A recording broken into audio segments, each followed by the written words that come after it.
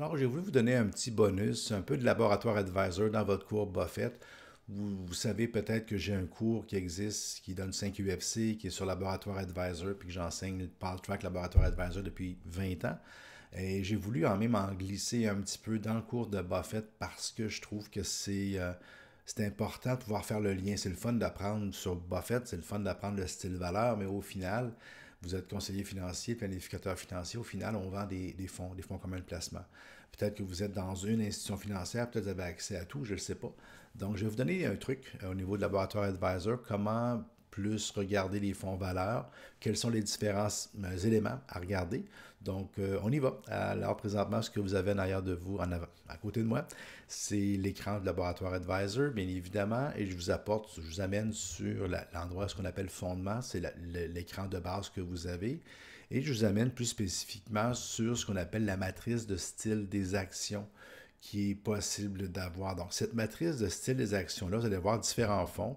Je vais les passer rapidement. Vous voyez ici, c'est un petit carré. On va l'agrandir. C'est un petit carré dans lequel je peux voir, exemple, le premier fonds AGF Croissance Asiatique. Il y a un petit point noir dans le milieu en haut. Ce que ça veut dire quand on a l'œil, c'est qu'il a surtout en portefeuille des grandes capitalisations, ce qu'on appelle des blue chips, et qu'il n'y a pas vraiment de style dans ce qu'il détient, c'est plus au niveau neutre. Mais je vais vous l'amener un peu plus précisément à l'écran pour que ce soit plus facile pour vous de comprendre. Si vous ne le savez pas, si vous le savez, bien, ce sera un petit 2 minutes de révision. Si vous ne le savez pas, bien, ça va être quelque chose de nouveau. Donc, on s'en vient ici au niveau des graphiques de Laboratoire Advisor.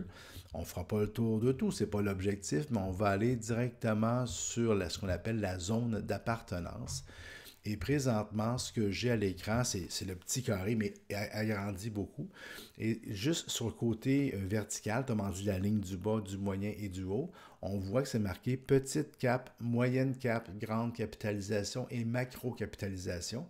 Alors Morningstar, vous savez, c'est un organisme qui collige les données des fonds et des actions à travers le monde. Et les fonds mutuels, quand ils envoient leurs données à Morningstar, ils envoient automatiquement aussi ce qu'ils détiennent. Et quand Morningstar reçoit au moins 90% d'informations sur les différentes actions détenues en portefeuille, ils sont capables de savoir, en pondérant chacune des actions, est-ce qu'on détient plus en majorité des petites, des moyennes ou des grandes capitalisations, juste en regardant les différentes actions qui sont en portefeuille. Donc, ce fonds-là, le fonds AGF Croissance Asiatique, pour un fonds asiatique, ce qu'il détient, ce sont des très, très grandes corporations. Donc, première des choses, donc dans la limite comme ça, de petite à grande capitalisation à macro. Donc, on voit qu'en majorité, le fonds va détenir ça. C'est le point un peu médian qu'on pourrait dire. Et en ce qui concerne la valeur et la croissance, vous voyez sur l'axe horizontal de gauche à droite, alors, quand on détient des actions valeur, comment Morningstar s'y prend pour savoir si les actions qu'on détient sont de style valeur? Bien, vous avez suivi le cours un peu, j'espère, jusqu'à maintenant. Vous n'avez pas sauté directement cette capsule-là. Donc, c'est sûr qu'une des mesures les plus probantes pour une action qui est de style valeur, ça va être quand le cours-bénéfice de l'action est plus bas que la moyenne. Donc, présentement, on a fait l'exemple, j'espère que vous avez vu, Banque Royale, par exemple, qui est à 13 ou 14 au moment de faire cet enregistrement-là. Donc, une action de banque qui est une blue chip. Donc, la Banque Royale, ce serait complètement en haut parce que c'est une très grosse capitalisation au Canada.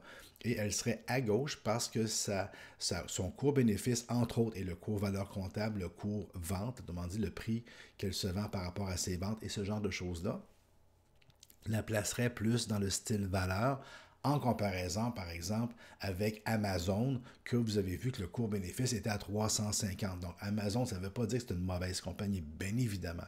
Mais dans le style valeur-croissance, Amazon, en étant 200-300 fois les profits, est beaucoup plus croissance. Même alimentation couche-tard à 20 ou 25 fois les profits, on est plus du côté croissance.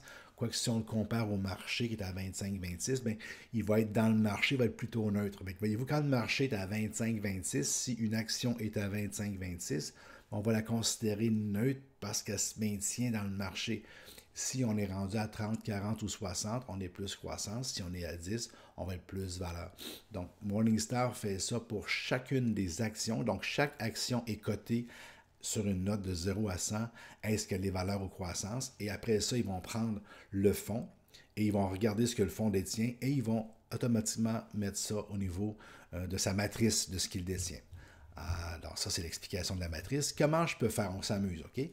C'est une capsule bonus, donc je m'en viendrai ici. Et ici, je vous montre le filtre. Alors, je pourrais dire, bien, écoute, moi, j'aimerais ça avoir un fonds d'action, on pourrait dire américain. Tiens, on vient de parler des fonds américains. Même au niveau des PME américaines, je mets ça ici. Donc, je viens de dire, je veux des fonds américains. Je n'ai pas de préférence de famille de fonds, pas de préférence au niveau de la devise. Montrer la série la plus ancienne, je veux juste avoir les fonds de série A, je ne veux pas avoir les fonds de série B, C, D, E, parce que ça devient compliqué, puis long, puis tout ça. Fait que je fais juste ça. Et je m'en viens ici, je vous passe les détails, bien évidemment, je vais juste aller rapidement, c'est un bonus. Si vous venez ici, je peux dire, j'aimerais avoir des fonds qui sont principalement en valeur, grande capitalisation, peut-être valeur moyenne, mais plus du côté valeur. Et ce que ça vient de me mettre, quand je regarde à droite ici, j'ai 53 fonds qui sont des fonds d'action américains qui sont de style plus valeur. Donc ça, c'est une des façons d'utiliser la matrice de style. Et quand on veut être des fonds plus buffettiens, ça ne veut pas dire qu'ils vont être gérés comme Warren Buffett, mais ils vont avoir une base qui va être plus du côté de la prudence, peut-être plus du côté des valeurs. Le deuxième et ou troisième élément qu'on peut regarder, donc présentement ce que j'ai à l'écran, ce sont tous des fonds valeurs américains, on vient de voir, on vient de le faire. Après ça, alors si je veux aller voir un peu plus précisément le nombre d'actions ou la concentration, on se souvient qu'on a vu le Focus Investing, donc je m'en viens ici en haut et au départ j'étais dans la colonne fondement, je m'en viens dans la colonne composition. La composition, le nom le dit, ça me donne la composition du portefeuille. Et je peux venir voir ici le nombre total des avoirs. Donc, si c'est un fonds d'action, logiquement, ces avoirs vont être des titres, différents titres. Et ici, j'ai le pourcentage des actifs dans les 10 principaux, les 10 principaux titres, le pourcentage de concentration. Donc, quand je regarde ici ces fonds-là, ben, ça varie quand même pas mal. Le premier fonds est à 32% quand même de concentration dans le premier 10. Les 10 premiers ont 32%. J'ai le fonds barrage ici, qui est un fonds qui est basé à Montréal en passant. Puis ce fonds-là, je viens de le reconnaître en même temps que je vous fais ça, voyez-vous. C'est un fonds qui est inspiré de Warren Buffett. Je trouve ça le fun d'aller voir là, c'est un hasard, je n'ai pas fait exprès en passant, c'est vraiment le hasard de l'enregistrement. Et je vois ici exactement ce qu'on se parle, ils ont 19 titres en portefeuille par rapport au marché américain, n'oubliez pas. Et leurs 10 principaux titres, c'est 68%. Donc, puis ils vont exactement refléter le style de Warren Buffett en faisant ça. Ça devient un peu votre marque de commerce ou votre point.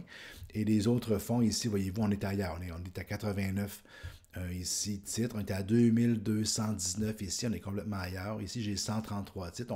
On est des styles qui sont différents. Encore une fois, je ne suis pas là pour vous dire bien ou mal. On est dans un cours sur Warren Buffett, donc c'est pour montrer un peu les différentes saveurs qu'on peut les voir. Donc, avec les colonnes, ici dans composition, je peux avoir le nombre des avoirs, le nombre de titres et je peux avoir la concentration et ça me permet de découvrir, exemple, le fonds barrage, mais des fonds qui sont gérés d'une certaine manière, qui peuvent aller plus avec la philosophie que je veux amener. Un autre truc, pour un fonds américain, ça ne marcherait pas pour le fonds canadien, mais je vous le donne quand même, c'est vous pouvez venir voir ici ce qu'on appelle la recherche inversée de titres.